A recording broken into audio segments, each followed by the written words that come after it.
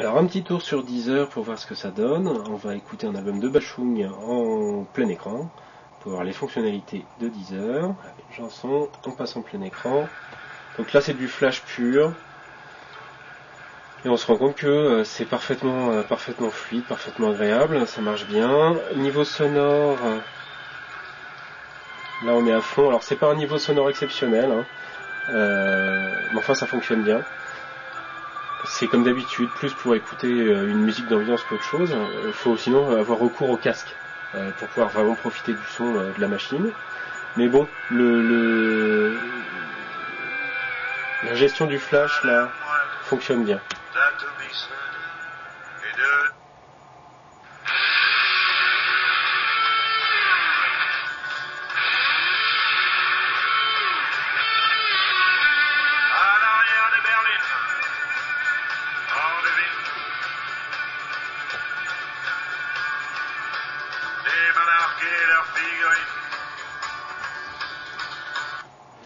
Alors sinon sur le web, donc très confortable, la résolution 1280 par 720 évidemment, on a beaucoup plus de place, on a 2 bandes blanches autour du site qui est prévu pour 2024, beaucoup plus de confort, moins de scroll, moins besoin de naviguer vers le bas. Là on est par exemple sur la page d'accueil et on accède vraiment à toutes les données tout de suite, c'est franchement assez agréable. La machine est très réactive, que ça soit pour regarder rapidement une vidéo, pour charger du contenu, vraiment le wifi est bon et le processeur arrive très très bien à suivre. On va essayer d'aller sur YouTube pour regarder une vidéo HD. On va la passer, elle est en 360, on va la passer en 720 et on va voir ce que ça donne en plein écran.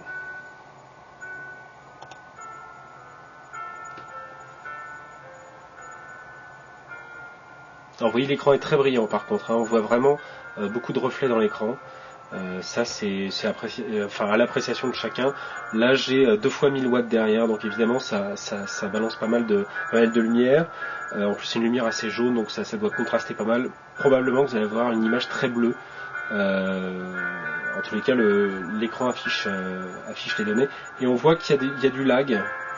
Alors d'après ce que j'ai compris, c'est une sorte de pilote. On va baisser le son. Alors d'après ce que j'ai compris, c'est une histoire de pilote pour le 720p. Le 720p lag encore sous YouTube. C'est une question de mise à jour des pilotes catalystes. Donc ça devrait arriver sous peu. Normalement avec le flash 10.2, on doit avoir du 720p et du 1080p sans problème. Là, ce n'est pas encore le cas avec cette machine, donc à prendre avec des pincettes. Bon, il s'agit également d'un prototype de l'engin. Voilà, alors le 1080p, je vais essayer de vous montrer ce que ça peut donner. Mais ça marche pas, donc ça va être vite vu. Est-ce que ça c'est en 1080? Voilà, là encore une fois, c'est du 720p et ça lag, c'est pas parfait du tout. Il y a des moments où ça va bien et d'autres moments où on sent bien que la machine a du mal à afficher correctement les données. Donc un peu décevant partie streaming pour le moment. A priori ça me fait le même effet que le Ion au tout début du Ion, avant les pilotes officiels, etc. On avait ce même genre de soucis. J'espère que ça va se régler dans le futur. Bon, de toute façon c'est de meilleure qualité qu'un chipset type Atom avec son GMA 3150. On va essayer de regarder un 1080 au plein écran. Alors il y a quand même du mieux parce qu'il y a encore pas très longtemps avec les précédents pilotes, le passage en plein écran donnait un écran absolument tout vert, donc ça évolue quand même pas mal. Cela dit, c'est donc vraiment pas encore parfait. En plus moi je suis chez Free, donc ça rame sous YouTube.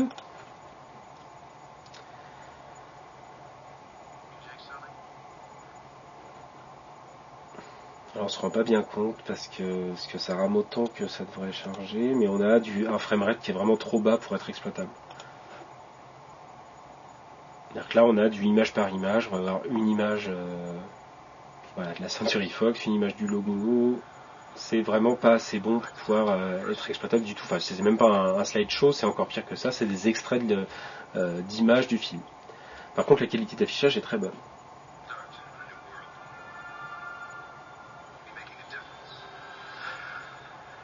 Voilà, donc c'est pas au point. Le Ion pour le moment fait beaucoup mieux que ça. Voilà. Alors, ça n'empêche pas la machine d'avoir des capacités de lecture vidéo. J'ai installé Media Player classique comme cinéma qui va détecter donc les capacités de décodage du processeur Radeon intégré. Et donc ça permet d'avoir une machine qui va décoder du 1080p et du 720p sans problème. Donc ici, un film 720p encodé moyennement qui est affiché donc en 1280 par 720 à l'écran et qui va donc passer sans aucune difficulté. On peut avancer dedans. C'est immédiat, il n'y a vraiment pas de ralentissement, il n'y a pas de souci. Donc c'est vraiment une bonne petite solution de lecture vidéo. Là il y a eu un petit ralentissement, enfin c'est vraiment pas grand chose. On peut vraiment, avec cet affichage là, même si l'écran n'est pas parfait, il y a des petits problèmes de colorimétrie, on a vraiment un petit lecteur multimédia portable. Il va falloir regarder le problème de batterie, d'autonomie de l'engin, mais d'un point de vue fonctionnement, écran, affichage, sur secteur en tous les cas, c'est vraiment une très belle solution. Évidemment, il y a la sortie HDMI qui permet en plus de sortir en 1080p sur un écran plus grand, ou en 720p sur un écran plus grand, mais on affiche du 720p à l'écran, donc pas de retraitement de l'image et c'est franchement agréable. Alors si on regarde un film plus classique, alors ici c'est Alice au Pays des Merveilles qui est encodé donc depuis le Blu-ray. On va le passer à une scène plus rapide. Voilà, et c'est franchement de très belle qualité. Encore une fois, on a une très belle image à l'écran. Je sais pas si ça se voit bien avec la vidéo, mais c'est vraiment superbe. Là, c'est en 1080p, donc il est lu en 1080p. J'ai mis un bitrate assez haut. Je l'ai encodé en MKV, donc c'est vraiment un fichier tout à fait standard, de bonne qualité avec un bon son. Ça fonctionne bien et le passage évidemment de 1080p à 720p fonctionne également parce qu'on a un équivalent de taille qui fonctionne sans dégradation de l'image. Qui va se présenter comme champion pour la reine blanche? Ce sera moi, je crois. Tu es très peu habile. Là, je vais vous conduire. Arrive parfois.